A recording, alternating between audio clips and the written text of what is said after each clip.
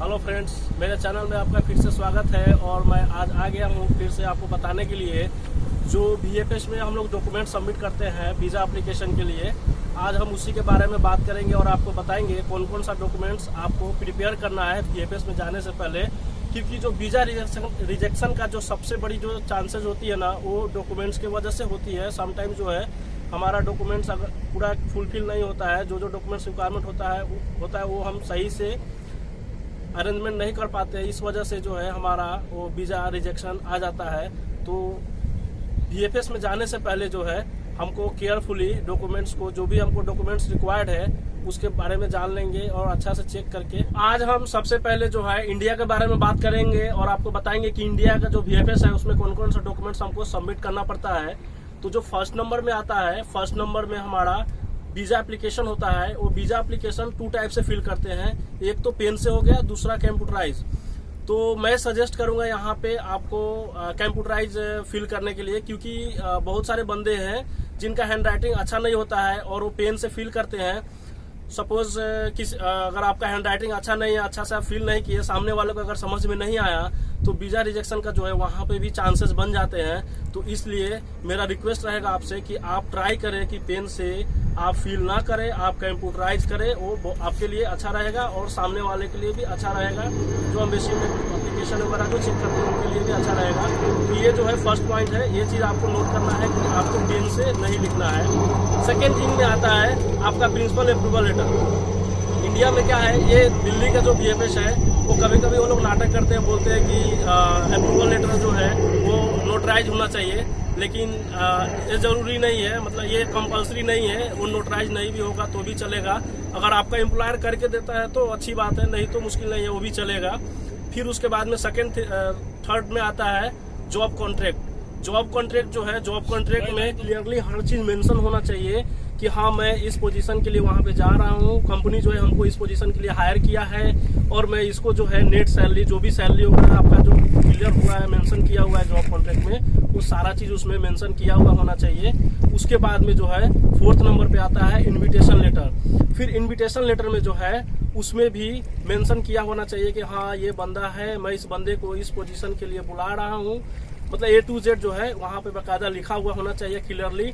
और जो invitation letter पे जिस बंदे का साइन रहता है, सिग्नेचर रहता है, आप ट्राई कीजिएगा कि उस बंदे का जो है लोकल जो ID कार्ड होता है, वो तो माल्डी से साइन करते हैं, तो उसका जो है ID कार्ड अटैच होना चाहिए। अगर ID कार्ड देने से मना करता है तो उसका जो ईमेल है जिस पे आप बात किए हैं, उस ईमेल का जो है स्क्रीनशॉट अटैच करके उस एप्लीकेशन के साथ में रख सकते हैं। क्योंकि अगर एम्बेसी को अगर कुछ ऐसा डाउट होगा तो क्लियरली वहाँ पे देख सकता है कि हाँ इसने मांगा था लेकिन वो एम्प्लॉयर ने मना कर दिया। तो यहाँ पे जो है आपका जो है चांसेस कम हो जाता है, मतलब रिजेक्शन का। उस वजह से भी बहुत टाइम रिजेक्शन आता है, तो इसलिए जो है उस चीज़ को भी आपको ध्यान में रखना है। फिर जो है डिक्लेरेशन ऑफ प्रूफ, ये जो है एकोमोडेशन होता है। जैसे हमें रूम चाहिए था, उस रूम का जो है एग्रीमेंट होना चाहिए और वो जो रूम का जो एग्रीमेंट है वो नोटराइज होना चाहिए। अगर नोटराइज नहीं होगा तो मत लगाइएगा, होटल बुकिंग लगा दीजिएगा, उससे अच्छा ऑप्शन होगा वो। फिर 5 नंबर में आता है फ्लाइट टिकट। फ्लाइट टिकट जो है वो डमी कराना पड़ता है, आपको ओरिजिनल टिकट नहीं लेना पड़ेगा। क्योंकि बहुत सारे बंदे को मालूम नहीं रहता है और वो जो है ओरिजिनल टिकट ले लेते हैं और बाद में सपोज ऐसा, मतलब भगवान न करे कि ऐसा हो उनके साथ, लेकिन कभी कभी जिनका वीजा रिजेक्शन आ जाता है तो फिर उनका जो है वो पैसा रिफंड नहीं हो पाता है और उसका जो पैसा वैसे ही चला जाता है। इसलिए आप ट्राई कीजिएगा डमी टिकट लेने के लिए। डमी टिकट जो है बहुत सारा ऑफिस है, उन लोग को मालूम है डमी टिकट कैसे बनाते हैं, वहाँ से आप बनवा सकते हैं। फिर उसके बाद में 6 नंबर पे आता है इंश्योरेंस। इंश्योरेंस जो है 30,000 कवर करना चाहिए, 30,000 यूरो। और उसका जो टाइम पीरियड है 90 डेज का होता है, बट आप ट्राई कीजिएगा 92, 95 चलेगा, 100 डेज चलेगा, बट 19 डेज से कम नहीं होना चाहिए। 90 डेज से कम नहीं होना चाहिए।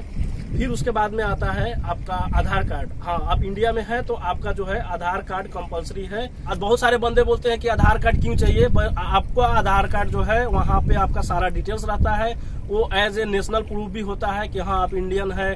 उसमें पुलिस रिकॉर्ड भी मालूम पड़ जाता है, बहुत सारा चीज जो है आधार कार्ड से मालूम पड़ जाता है। इसलिए जो है आधार कार्ड भी बहुत जरूरी है, इसलिए आधार कार्ड भी जो है आपको लेके जाना पड़ेगा। और उसके बाद में जो है पासपोर्ट तो आपको मालूम है, पासपोर्ट के बिना तो कोई काम नहीं होगा, तो पासपोर्ट तो वो जमा करना ही पड़ेगा।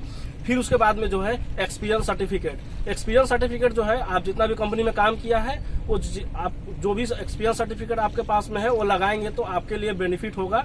और जो है जो भी आप डॉक्यूमेंट्स लगा रहे हैं वो पूरा जेन्युइन होना चाहिए, फेक नहीं होना चाहिए। अगर आपके पास डॉक्यूमेंट्स नहीं है तो मत लगाओ, लेकिन फेक मत लगाओ, क्योंकि फेक लगाने से क्या होता है, उसके वजह से जो है एम्बेसी जो है वेरीफाई करती है, आपको पता नहीं लगता है लेकिन वो लोग वेरीफाई करती है। अगर वहां पे कुछ फॉल्ट निकलता है तो उस वजह से जो है आपका वीजा रिजेक्शन होने का चांसेस बन जाता है। इसलिए आप ट्राई कीजिएगा कि ओरिजिनल डॉक्यूमेंट्स लगाए, कोई भी फेक डॉक्यूमेंट्स न लगाए।